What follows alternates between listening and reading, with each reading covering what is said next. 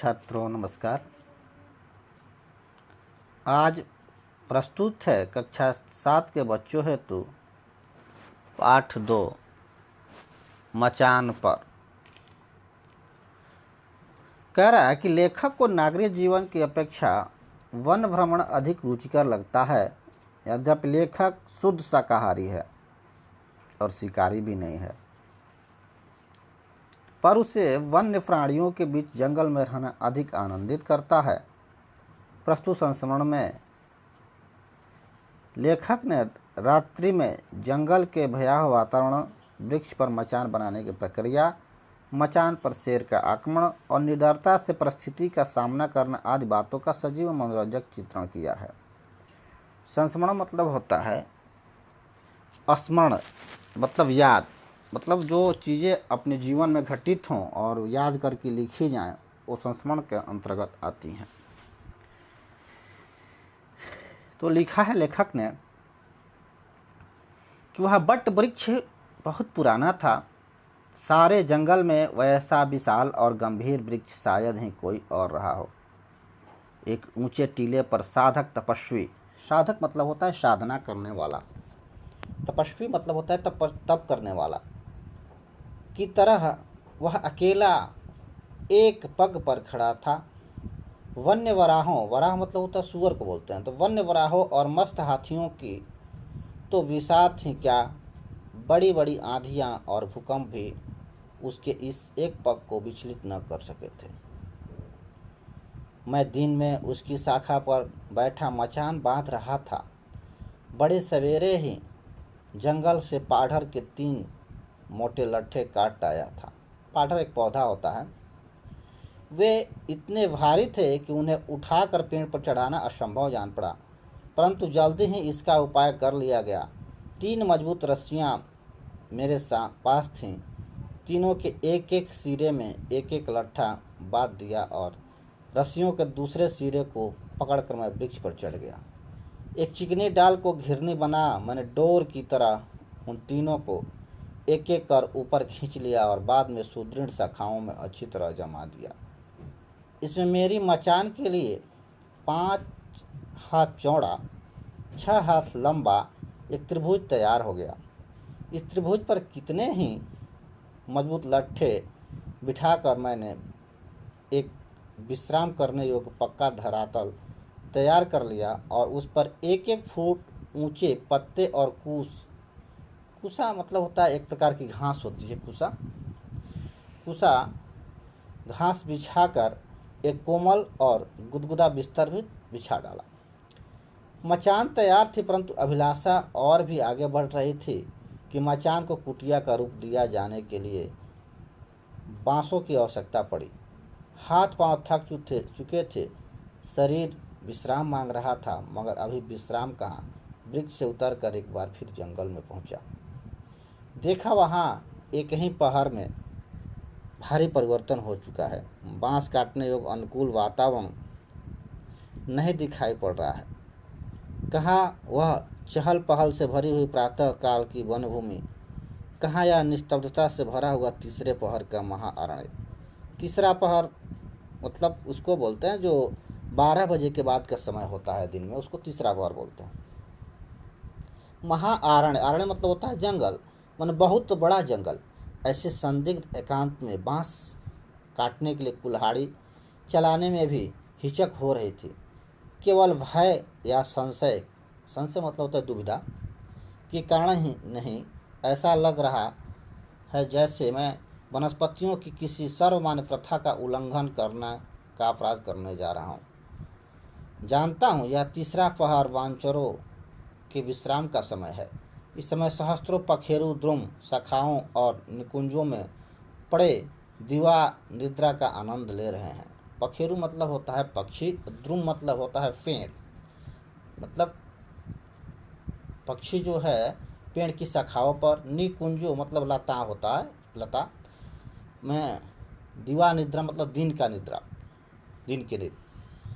सहस्त्रों वंचर शीतल झाड़ियों और छिपे आवासीय स्थानों में बड़े बड़े विश्राम कर रहे हैं। वनवासियों की चिर पुरातन प्रथा के अनुसार इस समय कोई किसी से वार्तालाप नहीं कर सकता, गा नहीं सकता, चिल्ला नहीं सकता, अत्यंत आवश्यकता के बिना पर्यटन नहीं कर सकता और किसी पर भी आक्रमण भी नहीं कर सकता। भक्ष और भक्षक के बीच में इस समय जो अनाक्रमण संधि बनी हुई है, अनाक्रमण मतलब एक दूसरे पर आक्रमण नहीं करना, उसको भंग नहीं किया जा सकता। तब मैं भी इस प्रथा को अवहेलना क्यों करूं? परंतु घड़ी ने बताया 3:30 बज चुके हैं। अधूरी मचान को बनाते बनाते ही सायंकाल का अंधेरा उतर आएगा, फिर समय ही कहाँ रहेगा।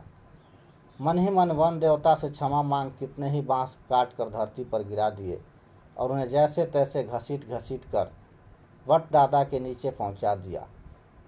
पहले ही की तरह उन्हें भी वृक्ष पर चढ़ा लगभग 1.5 फुट ऊंची एक सुंदर और 4-5 फुट ऊंची एक छत तैयार कर दी और बाद में उसे कुसा और पत्तों से छाकर शीघ्र ही पर्णशाला, पर्ण मतलब होता है पत्ता, अशाला मतलब घर, पत्तों का घर बना डाला। चिंतामय नागरिक वातावरण से दूर सिंह व्याघ्र रक्षिणी उस पर्णकुटी को देख मेरा अंतस्थल पुलकित हो उठा। अंतःस्थल मतलब होता है आत्मा। वटदादा की अनेक भुजाओं ने उसके चारों तरफ से घेर कर अपनी गोद में सुरक्षित बैठाया हुआ था। सहसा बाईं ओर से किसी जंगल के काकड़ बोल उठा। मैं थोड़ा घबराया और चारों तरफ देखने लगा। इस असमय में काकड़ की आवाज़। अभी तो शेर के निकलने का समय भी नहीं हुआ। आज उसे कहीं भ्रम तो नहीं हो गया? मगर दिन तो ढल ही चुका था, सूर्यास्त होने में अब देर नहीं थी। ऐसे में मृत्यु के अदृश्य दूत अंधेरी गुफाओं में से निकलकर यदि समय से पहले ही वन भूमियों में पद संचार करने लग पड़े तो आश्चर्य ही क्या होगा। थोड़ी ही दूर पहाड़ी पर नाला बह रहा था। उसने किनारे पहुंच हाथ मुंह धोकर ढक्कनदार लोटे में पानी भर जल्दी ही लौट आया और सीधा मचान पर पहुंचा। भूख जोरों से लग रही थी। दिन भर कड़ी मेहनत जो की थी, पके हुए बेलों और आधा सेर फालसों के अतिरिक्त सेर भर सत्तू और आधा सेर भुने हुए चने भी थे। सबसे पहले पाव भर सत्तू में कानपुरी बूरा और थोड़ा सा जल मिलाकर आहार यज्ञ का श्री गणेश किया। फिर 3 बेल फल, बाद में थोड़े से चने और अंत में फालसों की पूर्णाहुति। इस तरह दिन भर की कसर निकाल कुसा के बिस्तर पर चुपचाप लेट गया। कुछ देर तक तो जागता रहा, मगर बाद में कब नींद आ गई पता न चला। जब आँख खुली शायद आधी रात बीत चुकी थी। कब्रिस्तान का सा भीषण सन्नाटा चारों तरफ छाया हुआ था। कुछ भी नहीं सूझ रहा था। आकाश में तारे तो अवश्य चमक रहे थे, मगर चाँद नहीं था। सारा ही जंगल भय में डूबा हुआ था। स्वयं बड़दादा भी इस तरह सन्नाटा ओढ़े खड़े थे जैसे इस संसार में उनका किसी से भी कुछ वास्ता नहीं है। सचमुच वृक्ष गाढ़ी निद्रा में नीरव सो रहा था। बस उस पर केवल एक मैं ही साथी शून्य अकेला जाग रहा था। नाले के किनारे के पत्थरों में से किसी का पद शब्द देर से सुनाई पड़ रहा था। कोई जैसे बहुत ही धीरे धीरे चल रहा हो। शब्द धीरे धीरे पास आता जा रहा था। कौन होगा मैं सोचने लगा, तभी उसने स्वयं ही उत्तर दिया। एक ऊंची दहाड़ ने आस पास की घाटियों को गूंज दिया। झाड़ियाँ, नाले के मैदान, बड़दादा की डालियाँ और उनके साथ ही मेरी मचान तक एक साथ कांप उठी। चारों तरफ खलबली सी मच गई। मचान के नीचे से भागते हुए जानवरों के पग ध्वनियाँ एक साथ सुनाई पड़ने लगी। उनमें कितने ही हिरण रहे होंगे, कितने ही नीलगायें। परंतु 4-5 मिनट बाद ही फिर पहले सा सन्नाटा छा गया, जिससे यह अनुमान लगाना कठिन न रहा कि वे किन्हीं सुरक्षित स्थानों में जाकर दुबक गए। सहसा मुझे ख्याल हुआ, मेरी मचान भी तो धरती से केवल 15 फुट ऊंची है।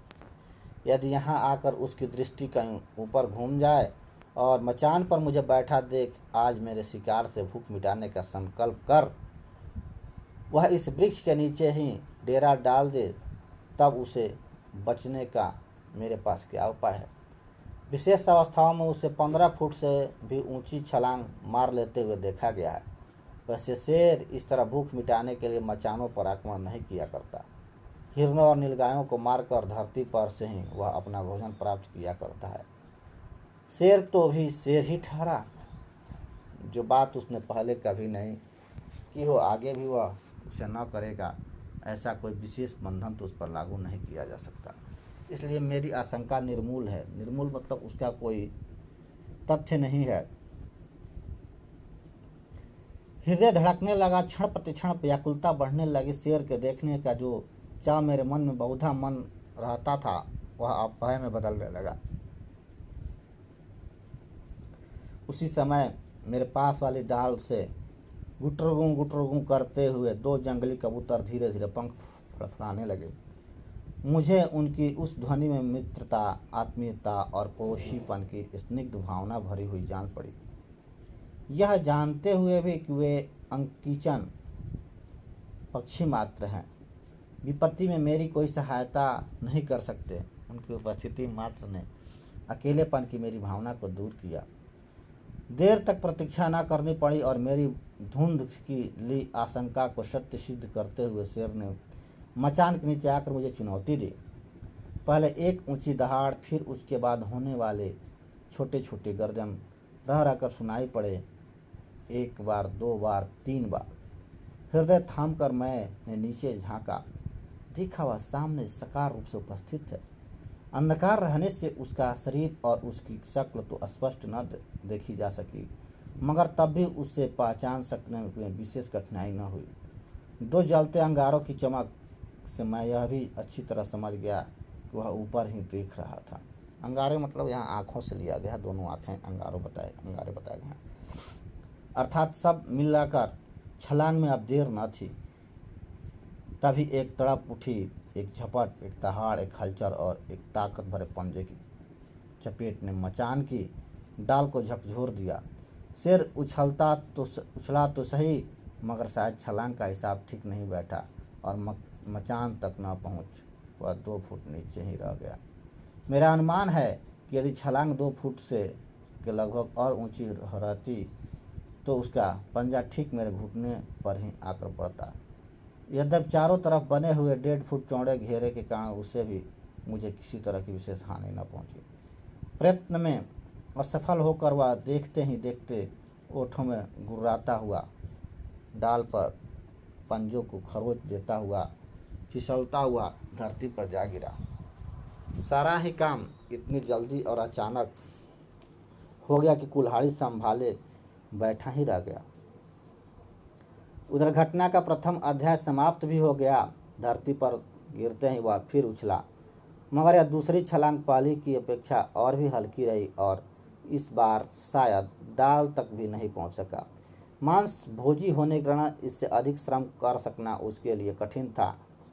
जान पड़ता है 15 फुट ऊंची 2 छलांगों ने उसे इस तरह थका डाला कि तीसरी छलांग उसके लिए संभव हो उठी। जब 15-20 मिनट तक भी तीसरी छलांग लगाने की नौबत न आई तो मैंने समझ लिया कि शेर विदा हो चुका है। बहुत ही संतुष्ट भाव से नीचे झांक कर देखा, कहीं भी कोई शब्द सुनाई नहीं पड़ रहा था। मैं निश्चिंत होकर फिर मचान पर लेट गया, मगर न जाने क्यों नींद न आ रही थी। एक हल्का सा संदेह अब भी मन में बना हुआ था। कोई जैसे धीरे धीरे कान में कह रहा था, विपत्ति अभी टली नहीं है, किसी भी समय आ सकती है, सावधान। आधे ही घंटे में संदेह सत्य हो उठा। शेर वास्तव में वृक्ष के नीचे से हटकर कहीं दूर नहीं गया था। अवश्य ही वह पास ही कहीं किसी झाड़ी में बैठा अपनी थकान मिटा रहा था। उसने एक क्षण के लिए भी अपना संकल्प नहीं बदला था। यह सब मुझे तब पता चला जब एक बार फिर मचान के नीचे हल्की हल्की पदध्वनि सुनाई पड़ने लगी। वह बट वृक्ष जिस पर मेरी मचान थी वह 7 फुट ऊंचे टीले पर खड़ा था। यह पीछे लिख आया हूँ। शेर ने अब तक 2 छलांगे समतल भूमि से लगाई थी। टीले पर चढ़कर नहीं, टीले के मचान वाले 8-10 फुट ही ऊंची रह जाती थी। मचान बनाने की अपनी इस भयंकर भूल को मैंने तब समझा जब मैंने देखा वह एक ही छलांग में टीले पर चढ़ आया है। थोड़ी ही देर बाद वे ही दोनों जलते हुए अंगारे फिर दिखाई पड़ने लगे। वह ऊपर ताक रहा है। इस बार रक्षा की संभावना बिल्कुल नहीं है। बिजली की तरह मेरे मस्तिष्क में एक विचार आया कि यदि मैं जल्दी ही मचान पेड़ छोड़ पेड़ की ऊंची डालियों पर चढ़ जाऊं तो अब भी बच सकता हूं, मगर शेर ने मुझे ऐसा करने का अवसर नहीं दिया। मैं जैसे ही मचान से बाहर निकलने लगा, एक थर्रा देने वाली दहाड़ ने ऊंचे वायुमंडल को झकझोर दिया और अगले ही क्षण मचान की छत मचमचा उठी। शेर मचान की छत पर था, मगर एक तो छत फिसलनी और ढलवा थी, दूसरे बांस की पतली खपच्चियों से बने रहने के कारण शेर का बोझ भी नहीं संभाल पा रही थी और लगातार मचमचा रही थी। कब टूट टाट कर गिर जाए पता नहीं था, लेकिन इस मचमचाने ने ही मेरे सामने आत्मरक्षा की एक सफल योजना रखी। यदि छत तोड़ दी जाए तो कैसा रहे? परिणाम अनुकूल भी हो सकता है, प्रतिकूल भी। शेर ऊपर चढ़ चुका था और किसी भी क्षण उसे मचान में घुस आने का भय था। नीचे ही नीचे से कुल्हाड़ी के 8-10 भरपूर हाथ मार मैंने छत को तोड़ दिया और भड़ाभड़ जैसे ही वह गिरने लगी, चौंके हुए शेर को मुझे पर आगमन करना छोड़ पहले अपनी रक्षा की चिंता करनी पड़ गई। उसे मेरा ख्याल छोड़ भाग उठने के लिए बाध्य होना पड़ा। देखते ही देखते छत गिर पड़ी और उसके बांस भाभड़ और पत्ते कुछ मचान पर, कुछ मुझ पर और कुछ नीचे की धरती पर बिखर गए। एक क्षण की देर न लगी, मैं उछल कर एक ऊंची शाखा पर जा चढ़ा। संभव है मामले को समझ चुकने के बाद शेर ने बाद में भी कुछ छलांगे मारी हो, मगर शिकार हाथ से निकल जाने के बाद अपने आप को व्यर्थ ही थकाने के अतिरिक्त अब उन छलांगों का कोई लाभ न था। दिन निकलने की तैयारी करने लगा। पूर्व में प्रभात का अणु पक्षी चहचहा उठा। शिरीष फूलों की मादक गंध घाटी में महक उठी।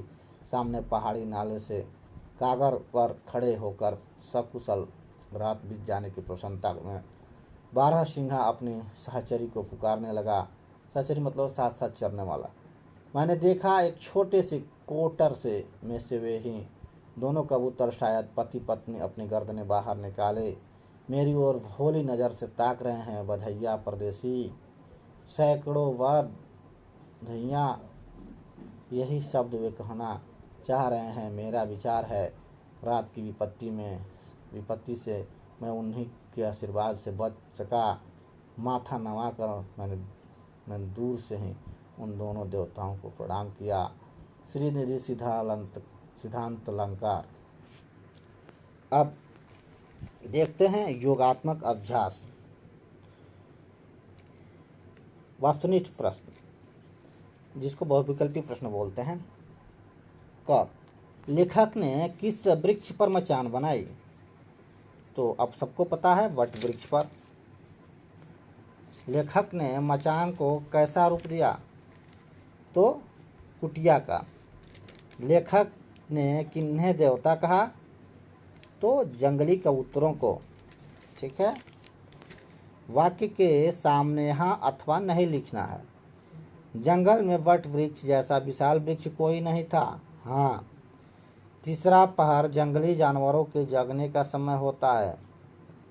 नहीं, सोने का समय होता है। गलत। नहीं। अंधकार में शेर की आंखें जलते अंगारों से चमक रही थी। हाँ। टीले से मचान की ऊंचाई 15 फुट थी। नहीं, गलत है, मात्र 10 फुट बच जाती थी। जंगली कबूतरों की उपस्थिति ने लेखक के अकेलेपन की भावना को दूर किया। हाँ। अति लघुत्तरीय प्रश्न, एक शब्द में उत्तर दीजिए। वट वृक्ष ऊंचे टीले पर किसकी तरह अकेला एक पग पर खड़ा था? तो साधक तपस्वी की तरह। साधक तपस्वी लिखेंगे। किसे देखकर लेखक का अंतःस्थल प्रसन्नचित हो उठा? तो अंतःस्थल किसको देख करके? कुटिया को, जिसने जो बनाया था कुटिया उसने, ठीक है, मचान को देख करके। लेखक की मचान धरती से कितने फुट ऊंची थी? 15 फुट। लेखक ने मचान पर बिस्तर कैसे बनाया?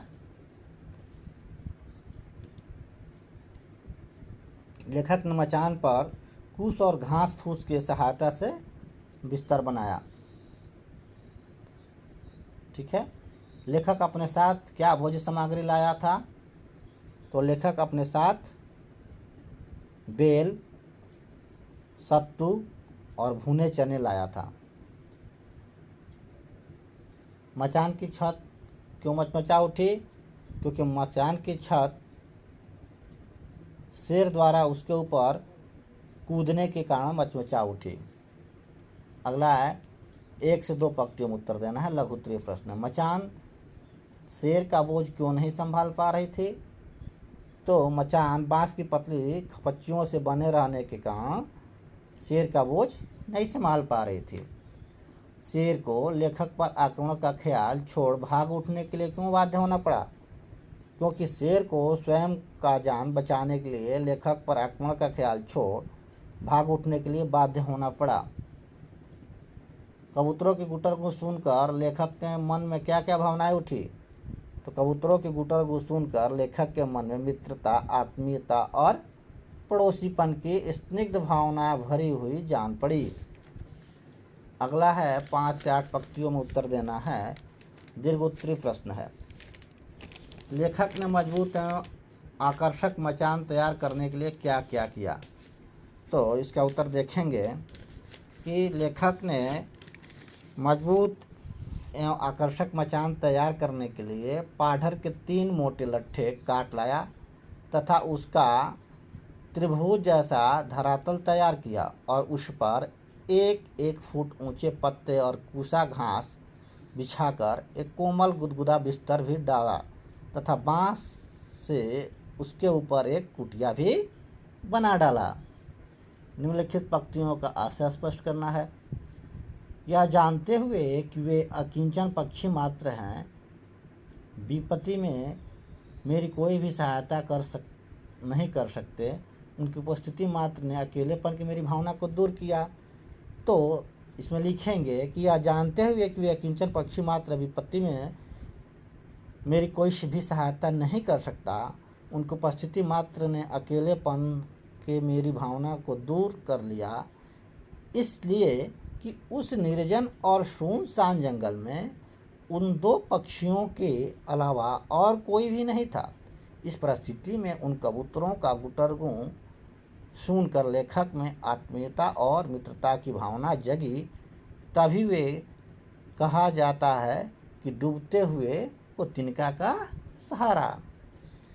आगे है, ऐसे में मृत्यु के अदृश्य दूत अंधेरी गुफाओं में से निकलकर यदि समय से पहले वन भूमियों में पद संचार करने लग पड़े हों तो आश्चर्य ही क्या है। तो इसका उत्तर यहाँ लिखेंगे कि लेखक यहाँ स्पष्ट करना चाहता है कि मृत्यु के अदृश्य दूत उन्हें कहते हैं जो दिखाई न दे, अर्थात रात के अंधेरे में लेखक को शेर या कोई भी जानवर इसलिए दिखाई नहीं दे रहे थे क्योंकि काली घनी अंधेरी रात में वह जब अपने मचान पर विश्राम कर रहा होता है तब वे उस जंगल में विचरण कर रहे होते हैं। अगला है, भाषा की बात।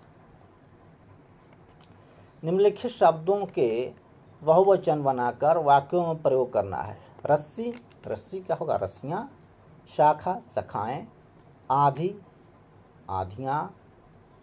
झाड़ी, झाड़ियाँ। घंटा, घंटे। छलांग, छलांगे। पक्षी, पक्षियाँ। लड़का, लड़के। कुल्हाड़ी, कुल्हाड़ियाँ। और निम्नलिखित शब्दों के लिंग लिखना है और वाक्य में प्रयोग स्वयं कर लीजिएगा।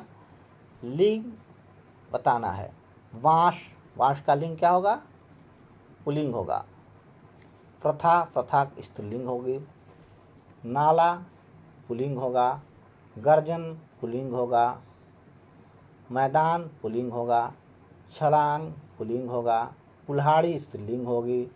पर्णशाला पुल्लिंग स्त्रीलिंग होगी, वट वृक्ष पुल्लिंग होगा। तीसरा, निम्नलिखित वाक्यों को पढ़िए और समझिए। मैं दिन भर उसकी शाखा पर बैठा मचान बांध रहा था। लट्ठे इतने भारी थे कि उन्हें उठाना मुश्किल था। वृक्ष से नीचे उतरकर एक बार फिर जंगल में पहुंचा। थोड़ी ही दूर पर पहाड़ी नाला बह रहा था। सहसा मुझे उसका ख्याल आया। जो शब्द क्रिया की विशेषता बताते हैं उन्हें क्रिया विशेषण कहते हैं। इन्हें अव्यय या अभिकारी शब्द भी कहते हैं। ऊपर दिए गए वाक्यों में रंगीन शब्द क्रिया विशेषण है। पाठ से चुनकर क्रिया विशेषण युक्त 5 वाक्य लिखना है। आप स्वयं करेंगे, ऊपर से चुन करके लिखेंगे, अपने कॉपी में नोट डाउन करेंगे और वो भी फेयर कॉपी में नोट डाउन करेंगे।